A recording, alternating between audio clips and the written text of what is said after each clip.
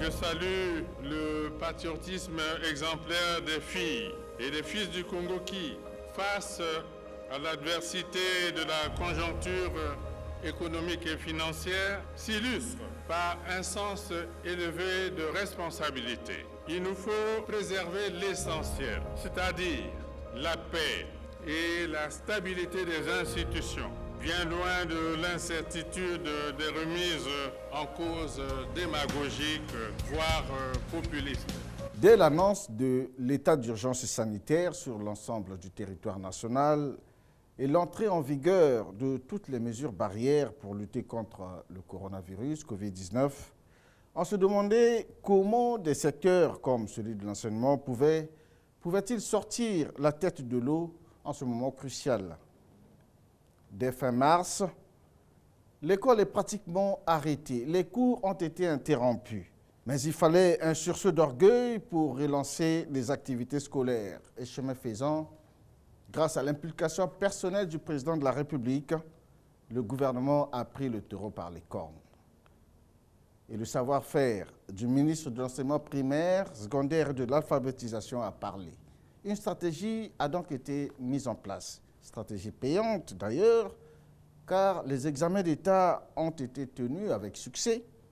La rentrée scolaire 2020-2021 est effective depuis le 12 octobre. Et là, les élèves peuvent désormais suivre les cours par Internet à partir de la chaîne éducative, web, radio, télévision, école à domicile. En tout cas, cette structure a été inaugurée le 14 octobre 2020 en présence de la directrice générale de l'UNESCO. Y a-t-il encore des détails sur certains autres défis de l'enseignement primaire, secondaire et de l'alphabétisation? La question des vacataires a-t-elle été résolue? Comment se comporte l'école actuellement en cette période de Covid-19? Monsieur Anatole Kouliné-Makosso est notre invité. Monsieur le ministre, bienvenue dans Éclairage. Merci beaucoup. Merci de m'avoir invité à votre émission.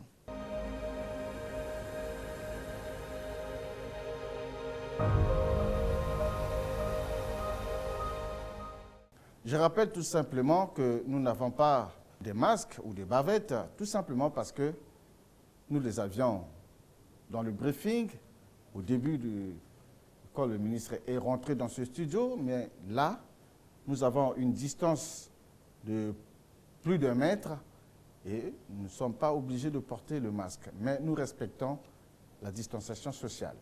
Monsieur le ministre, d'entrée de jeu, vous avez été lauréat du CAMES, vous êtes maître assistant.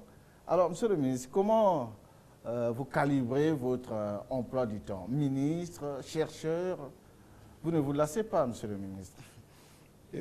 Il n'est jamais trop tard pour apprendre. C'est une formule que nous tenons de notre service d'alphabétisation et de nos autorités politiques qui ont mis en exergue cela depuis pratiquement 1965, lorsque nous avons mis un accent particulier sur l'alphabétisation des masses, sur la formation de tous les Congolais. Et nous avons été pionniers en le disant. Les Nations Unies, les instances internationales ont repris le concept. Les objectifs du développement durable, notamment l'ODD 4, prônent l'apprentissage tout au long de la vie. Et moi, j'enseigne l'apprentissage tout au long de la vie à mes compatriotes, aux élèves. Il faut peut-être que moi-même, je prêche par l'exemple, parce que je suis modestement l'un des exemples d'un apprentissage tout au long de la vie. J'ai commencé ma carrière professionnelle, j'avais 21 ans, j'étais instituteur. Et tout le reste de ce que je peux avoir accumulé comme diplôme, je l'ai eu dans la pratique professionnelle. J'ai bénéficié de l'encadrement d'un certain nombre de mes chefs hiérarchiques qui me donnaient l'autorisation de poursuivre mes études, de continuer à étudier en même temps que je travaillais. À l'époque, j'étais instituteur. Et l'inspectrice chef de circonscription que j'avais m'avait donné la possibilité d'aller suivre mes cours à l'université Marie-Ngouabi en même temps que je travaillais, ce qui m'a permis d'avoir une licence. J'ai travaillé aux côtés de la première dame Elle m'a donné la possibilité, avec le président de la République, de suivre les cours en même temps que je travaillais. Et je suis allé à l'École nationale d'administration et de magistrature sous ce statut. J'ai parcouru tous les autres cycles de master en étant à l'étranger dans le cadre d'un enseignement à distance. Vous comprendrez pourquoi je rappelle cela et que j'insiste. J'ai fait mon doctorat alors que j'étais aux côtés du couple présidentiel, qui me donnait la possibilité d'aller participer à des séminaires, de me documenter en même temps que je travaillais. Et donc, être aujourd'hui admis sur la liste d'aptitude de formation de maître assistant, ce que justement vous avez bien sûr appelé le grade de maître assistant CAMES, pour moi, n'est que l'expression, n'est que la matérialisation de cet apprentissage tout au long de la vie, la matérialisation de cette formule propre à notre système d'alphabétisation. Il n'est jamais trop tard pour apprendre. Alors, nous sommes dans une période un peu sensible. C'est la lutte contre le coronavirus, Covid-19. C'est un fléau qui fait des ravages à travers le monde et le Congo n'y échappe pas. L'école également n'est pas épargnée. Des mesures ont été prises pour justement freiner la propagation de cette maladie au Congo. Mais il fallait reprendre. Vous avez mis en place une stratégie et l'école a repris. Alors, quelles sont les bases de la stratégie que vous avez mise en place pour relancer les activités scolaires? D'abord, la première base, c'est la volonté politique, telle qu'elle est exprimée par le président de la République, qui n'avait jamais souhaité que l'école soit interrompue pour quelque cause que ce soit, sous quelque forme que ce soit. C'est pour cette raison que par le passé, vous nous avez vu nous impliquer, même au fort de la crise dans le département du Poul, de faire en sorte que, malgré le fait que plus aucune administration ne fonctionnait dans le département, malgré le fait que les conflits étaient vifs, violents, mais il nous fallait aider la population scolaire. Il nous fallait aller sortir les élèves de leur retranchement, les amener dans des lieux plus sécurisés, leur donner la possibilité de suivre leurs cours et de passer leurs examens d'État. Donc, c'est une volonté constante du gouvernement congolais, une volonté constante du président de la République, qui a fait que, lorsque nous décidions en mars de la fermeture des écoles, nous puissions imaginer des mécanismes pour que les enfants continuent à apprendre. Et le président de la République avait instruit le Premier ministre de voir avec les ministres en charge des enseignements quels pourraient être les mécanismes à mettre en œuvre pour qu'en cette période d'arrêt de cours, que l'année scolaire ne soit pas déclarée blanche, que les élèves ne puissent pas perdre leur année. Et nous avons tiré avantage de deux textes, de deux décrets qui existaient déjà. Nous avons adopté en Conseil de ministres le décret portant organisation et fonctionnement de l'enseignement dans la famille ou de l'école à domicile. C'est un décret qui a été pris pour assurer le service de l'éducation à des élèves qui habitent les localités privées d'écoles ou d'enseignants. Vous avez dans notre pays des localités où l'école est très loin des populations. Le village n'a pas d'école, ou même quand les populations se sont arrangées à créer une petite école, mais il n'y a pas d'enseignants. Mais ces enfants ont droit à l'éducation. En Conseil de ministres, on s'était posé la question, comment faire pour faire arriver l'éducation à ces enfants? Vous avez le même cas pour des compatriotes que nous envoyons à l'étranger dans des ambassades, par exemple. Imaginez que nous ayons un ambassadeur en Iran, en Irak, et que là-bas, il n'y a pas d'école de tradition française. Il n'y a pas une école de tradition française. Que vont faire nos compatriotes qui sont allés soit pour travailler, ou qui sont allés parce qu'ils représentent le pays, qu'ils ont des enfants? Faut-il que ces enfants soient coupés de leurs parents? Non. Faut-il que ces enfants puissent être privés de l'éducation? Non. On avait donc imaginé ce décret pour assurer l'encadrement pédagogique de ces enfants en les mettant à la disposition des parents ou de toute autre personne qui disposait d'un niveau adéquat pour garantir les apprentissages à des enfants tout au moins jusqu'à l'âge de 16 ans. On devait mettre à leur disposition des cours. L'État devait s'arranger à envoyer des cours à ces enfants par le biais de ces encadreurs, parfois les parents d'élèves, pour que les parents puissent trouver du temps et former les enfants à la maison. Et on devrait trouver un système de validation de ces connaissances. Donc, c'est ce décret que nous avons exhumé. Le décret concernait les enfants de moins de 16 ans privés d'école. On se rend compte que dans le cas qui nous concerne aujourd'hui, ce sont tous les enfants de moins de 16 ans qui sont privés d'école. On se dit, on peut appliquer les mêmes dispositions de ce décret à tous les enfants du Congo en cette période. Un second décret qui a été pris en compte, c'est celui qui porte organisation et fonctionnement de la Direction générale de l'alphabétisation et de l'éducation non formelle. Là aussi, ça a été une réforme introduite par le gouvernement depuis 2017. À l'époque, la Direction de l'alphabétisation, comme on le dit, ministère de l'enseignement primaire, secondaire et de l'alphabétisation. Il n'y avait que la Direction générale de l'alphabétisation. Ça donnait l'impression que l'alphabétisation ne devait concerner que des personnes analphabètes, comme on le faisait les cours du soir. Tous les compatriotes, toutes les personnes qui, pour une raison ou une autre, ne peuvent pas être à l'école dans une salle de classe, mais qui ont besoin d'apprendre. Il faut trouver les mécanismes pour leur faire parvenir le service d'apprentissage, le service d'enseignement. Voilà. Soit par un enseignement à distance. Voilà pourquoi je vous ai rappelé mon propre parcours. Voilà. Ayant profité d'un enseignement à distance.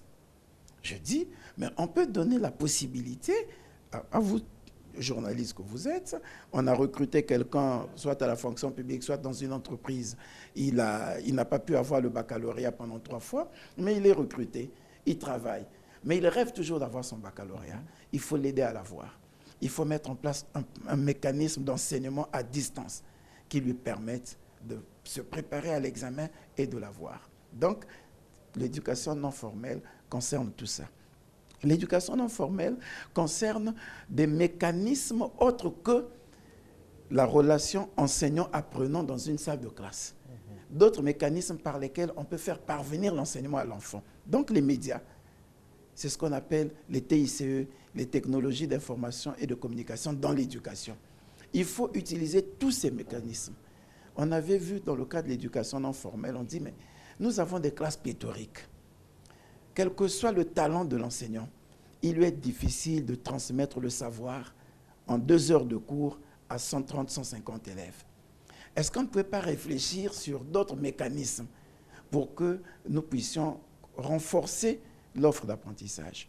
Et la Direction générale de l'alphabétisation et de l'éducation non formelle avait donc déjà mission de réfléchir sur l'apport des médias dans l'éducation.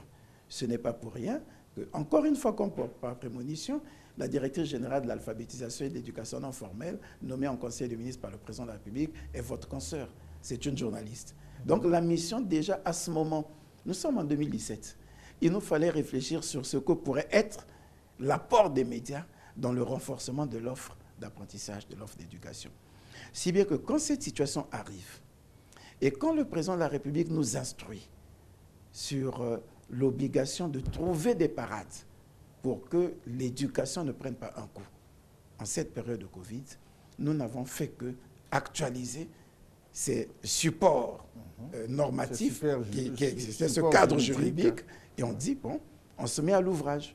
Et c'est ce que nous avons fait. Et ça a été une réussite, finalement. Certainement. Et dès le 24 mars... Mais ce n'est pas tous les enfants ou bien tous les élèves qui avaient la possibilité de suivre la télé tous les jours pendant que les cours étaient dispensés. Il fallait déjà commencer par ça. Dès le 24 mars, nous avons évalué tout ça et on a pris une circulaire. Mais la circulaire s'est appuyée sur quoi? On s'est rendu compte qu'en termes de téléphonie mobile, nous avons une couverture de près de 35% au plan national. On a vu que la télé et la radio bénéficiaient d'une couverture d'environ 71%. On a pratiquement 87% dans les zones urbaines, pratiquement 90-92% dans les zones urbaines. On a près de 42% en zone rurale. Donc, en moyenne, on avait 71%. On dit, si on peut réussir à couvrir une partie par le numérique, une partie par la télévision et la radio. C'est déjà une bonne chose. Maintenant, que faire de l'autre partie qui ne peut avoir ni la télévision, ni la radio, ni le téléphone? D'où la mise à disposition des cours polycopiés.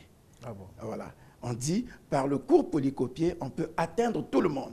Donc, on aura atteint et ceux qui ont par le numérique, et ceux qui ont par la télé, et ceux qui n'ont ni le numérique, ni la télévision. Voilà l'étude qui avait été faite. Et on s'est dit, tout de suite, nous avons réhabilité les installations de l'imprimerie de l'INRAP, qui étaient presque, on avait déjà commencé à les réhabiliter d'ailleurs, et ça a servi de champ d'expérimentation. Monsieur le ministre, c'est en un temps record que vous avez réalisé tout cela, tout le mécanisme que vous êtes en train d'expliquer aujourd'hui, mais il y a eu finalement des examens d'État qui se sont tenus. Est-ce que vous êtes satisfait des résultats de ces examens? Oui, satisfait à double titre. Parce que, il fallait craindre que les examens n'aient pas lieu. Le fait est déjà que ces examens aient eu lieu. Quels qu'en aient été les résultats, on aurait été déjà satisfait. Rien que sur cette base. Quels que soient les résultats. Entre 0 et 1, qu'est-ce que vous préférez? 1, nécessairement. C'est pareil. Voilà. Non. Voilà. Quels qu'en auraient été les résultats, le fait qu'on ait pu tenir les examens, ça nous aurait déjà satisfait.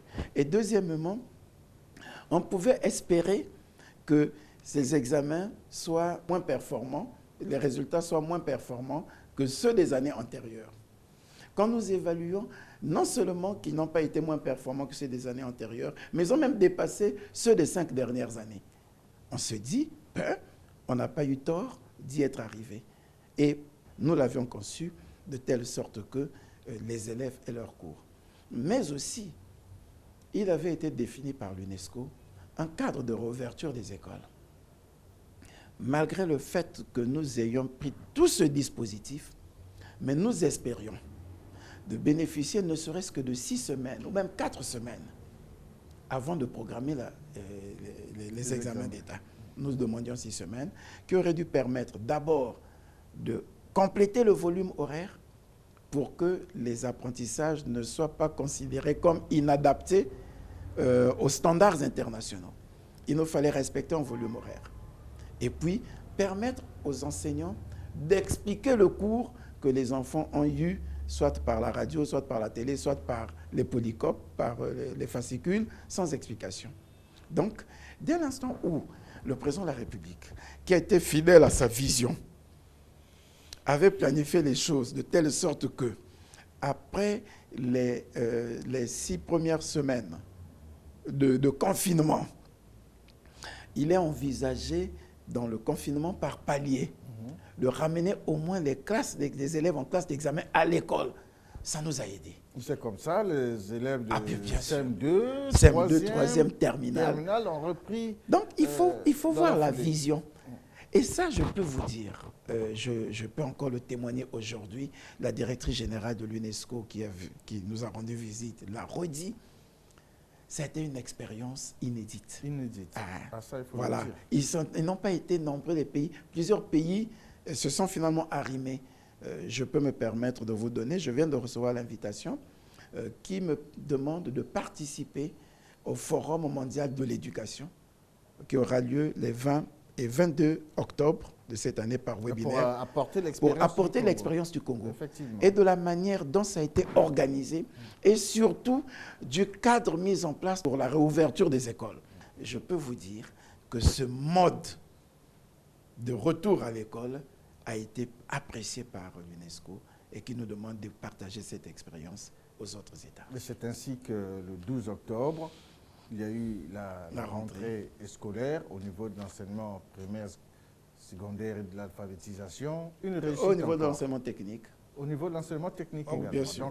Le 12 octobre, c'était le retour à l'école de tous les élèves, en rappelant que le 21 octobre, on a eu le retour des élèves, des étudiants. Le 21 septembre. Le 21 septembre, oui. On a eu le retour à l'école des étudiants. Oui. Voilà. Et en fait, la rentrée je peux même rappeler, au niveau de l'éducation nationale. Je peux même rappeler une précaution prise par le ministre d'État, ministre de l'économie, de l'industrie et du portefeuille public, président de la task force.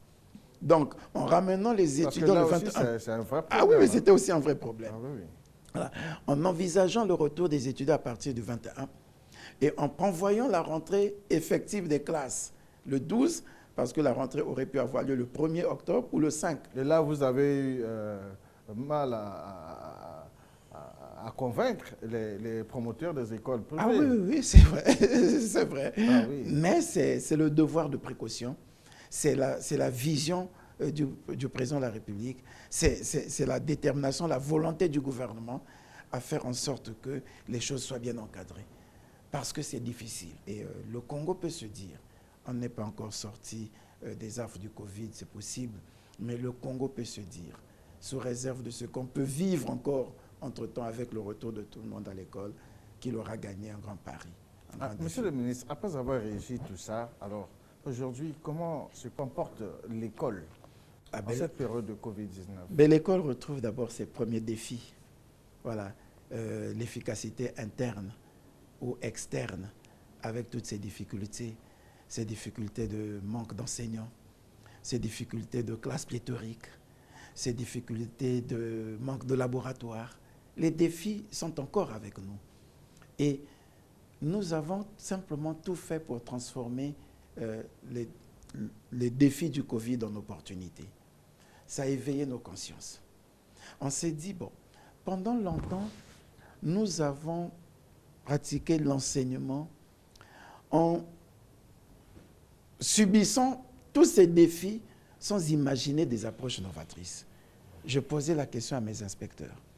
Comment faisons-nous pour dispenser le savoir à des élèves dans des classes pléthoriques en nous servant des méthodes qui avaient été conçues pour des classes à taille normale?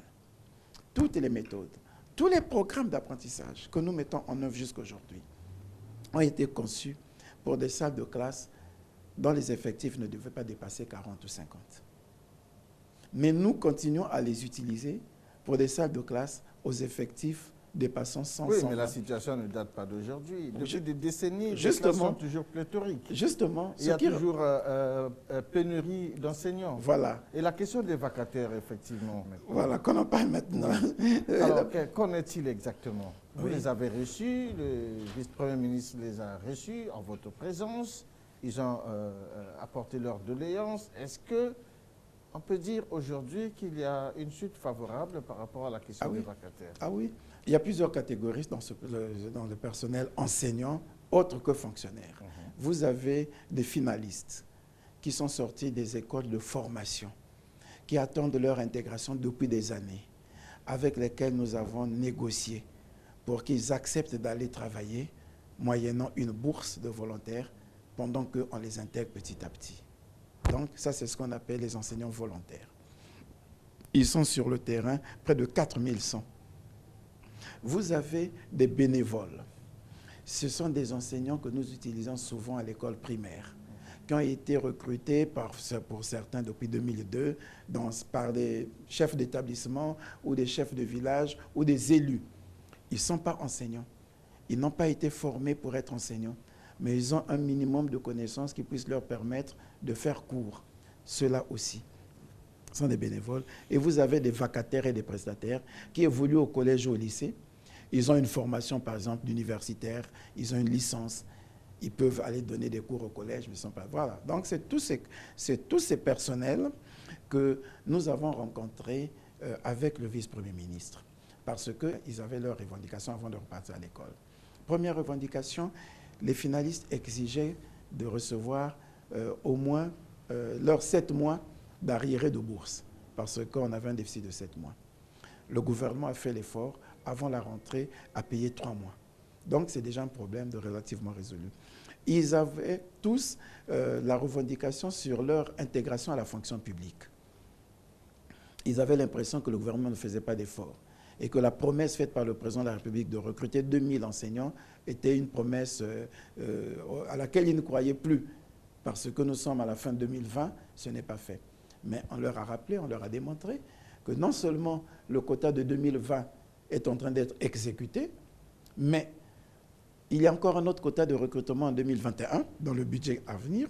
Et nous avions rattrapé un quota de pratiquement 1200 pour l'enseignement primaire en 2019, dont les arrêtés et décrets sont en train d'être signés aujourd'hui. Donc, quand on leur a présenté ces avancées au niveau du gouvernement, ben, ils ont décidé de lever leurs menaces de grève et d'aller à l'école. Vous les avez vus, ils sont sur le terrain. Donc, nous les avons reçus et la volonté du vice-premier ministre, ministre en charge de la fonction publique, les assurances qu'il leur a données et le niveau d'exécution de ces points de désaccord permettent à ce que la rentrée ait eu lieu de façon effective, que les gens soient partis. Il est possible qu'il y ait encore d'autres qui soient toujours sceptiques, qui ne croient pas et qui trouvent du plaisir à voir que les choses ne marchent pas, à ne pas vouloir que les choses marchent, à ne pas que ça avance. Ils peuvent de temps en temps brandir quelques menaces, mais je peux vous dire que s'agissant des finalistes, des volontaires, des vacataires, des bénévoles, les revendications qui ont failli les amener à la grève ont trouvé des solutions. Monsieur le ministre, à propos de l'approche pédagogique, vous étiez en train d'évoquer cela quand je vous ai interrompu. Oui, c'est-à-dire, nous avons simplement réfléchi, en tirant avantage de ce qui s'est passé pendant le confinement, on s'est dit, mais finalement, toutes les approches, tous les outils que nous avons utilisés, l'enseignement par le net, par le numérique, par les médias, par la presse, par des cours polycopiés, qu'on a utilisés comme système alternatif, peut bien servir comme système complémentaire.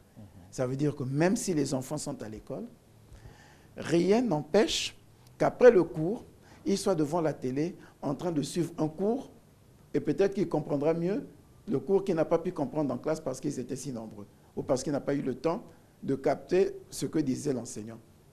Donc, rien n'empêche que l'enfant qui est à l'école puisse avoir avec lui le cours polycopié que l'enseignant a déjà mis à sa disposition, que l'État a déjà mis à sa disposition, surtout que nous avons des problèmes de manuel scolaire, nos enfants n'ont pas de manuel, mais s'il a au moins son cours polycopié, il peut bien avoir le même niveau d'information, de connaissance que l'enseignant, et même anticiper dans la recherche. Voilà. Il peut avoir un cours qui est bien écrit, qui est différent de celui qu'il a recopié lui-même avec des fautes. Donc on s'est dit, dans la situation actuelle, même si l'école redevenait normale, nous pouvons mettre ces mêmes outils au service des élèves pour renforcer leurs capacités cognitives, pour renforcer leurs capacités mnémoniques. Voilà. Ils retiendront mieux, ils mémoriseront mieux ces cours. Donc, c'est de nouvelles approches. Nous avons vu, plutôt que d'amener tout le monde à l'école, puisque nous n'avons pas des infrastructures pour accueillir tout le monde d'un coup, est-ce qu'il n'est pas mieux de multiplier les vagues, de faire un système d'apprentissage par alternance? 3 jours de cours, 3 jours de cours en classe, en présentiel, 3 jours de cours à domicile.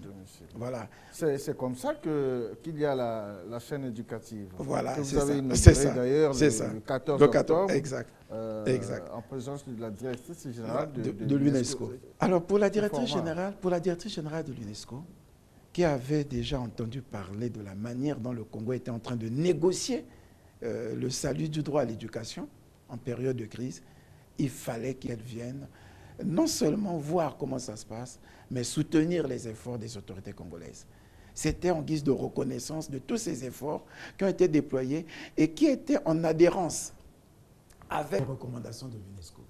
S'assurer qu'un des pays a réussi à mettre en œuvre tout le cadre de réouverture des écoles, tout le cadre de continuité pédagogique imaginé par l'UNESCO, c'était pour la directrice générale un sentiment, un élément de fierté, ne serait-ce que pour les politiques de l'UNESCO, et il était question pour elle de venir et appuyer l'installation de cette chaîne éducative, parce que comme elle l'a dit, l'école après Covid ne sera plus la même avant Covid. Nous sommes obligés d'exploiter d'autres outils. Et la chaîne éducative, web, TV et radio, pour elle, constitue l'un de ces outils novateurs qu'il faut désormais utiliser dans l'éducation pour renforcer l'apprentissage de nos élèves. C'est aussi l'une des stratégies que vous avez définies au niveau de votre ministère. Exact. Alors, quels sont d'autres grands chantiers que vous avez au niveau du ministère de l'Enseignement primaire, secondaire et de l'alphabétisation, dans le cadre des réformes, dans le cadre de l'innovation? Oui, bon, on ne reviendra plus sur ce que nous avons déjà fait pour rendre plus crédibles les examens d'État. Mais d'autres que nous ne connaissons pas. La réorganisation des acteurs, des directions qui interviennent dans la chaîne d'organisation des examens d'État. À l'époque, il n'y avait que la direction des examens et concours qui faisait tout de l'inscription jusqu'à l'organisation. Aujourd'hui, il y a pratiquement 3 directions qui interviennent. Il y a la direction des examens en concours qui reste dans ses missions régaliennes administratives. Il y a la direction des services d'information, la direction des examens qu'on garde donc ses missions pédagogiques et administratives. La direction de l'information et des services d'information et de la communication qui s'occupe de tout ce qui est numérisation du système scolaire. Voilà. En ce moment, par exemple, nous sommes en train de procéder à un recensement biométrique. Voilà.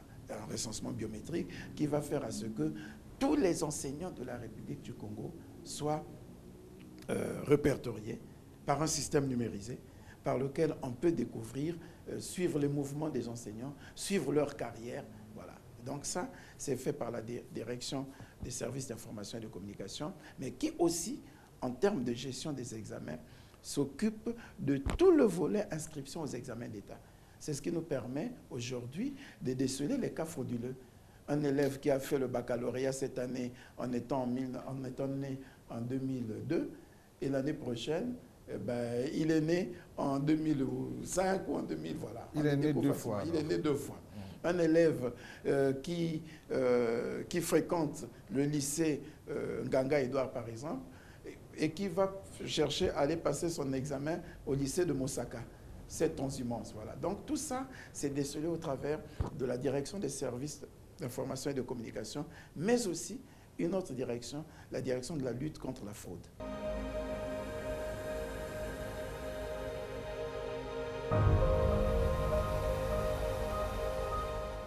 Voilà, donc des réformes au niveau de l'enseignement primaire, secondaire et de l'alphabétisation. Le ministre Anatole Koliné-Makosso, qui anime ce département, est en pleine action. Il l'a dit dans cette émission Éclairage.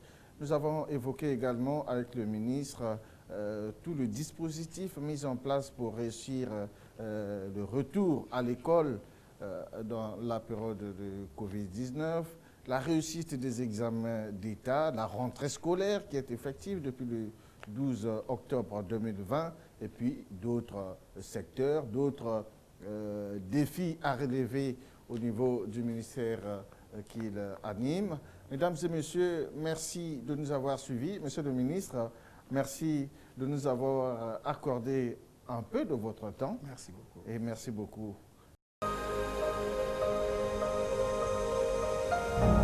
Je salue le patriotisme exemplaire des filles et des fils du Congo qui, face à l'adversité de la conjoncture économique et financière, s'illustrent par un sens élevé de responsabilité. Il nous faut préserver l'essentiel, c'est-à-dire la paix et la stabilité des institutions, bien loin de l'incertitude des remises en cause démagogiques, voire populistes.